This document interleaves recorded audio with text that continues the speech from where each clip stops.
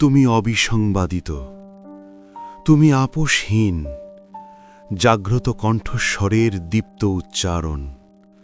তুমি বাংলাদেশের সোনালী ফসল, তুমিই প্রথম বাংলাদেশ। দেশের বাইরে আমার কোনো ঠিকানা নেই, এটাই হলো আমার ঠিকানা। এই দেশ, এই দেশের মাটি, মানুষই আমার সবকিছু। তুমি জাগ্রত কবিতার ভাষা, রাজপথের সংগ্রামী কণ্ঠস্বর।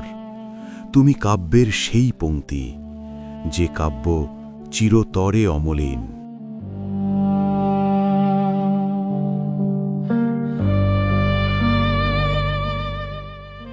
আজ আবার জাগ্রত রাজপথ, বিদায় নয় হে মহীয়সী, ইতিহাসের পাতায় তোমায় অভ্যর্থনা জানাই।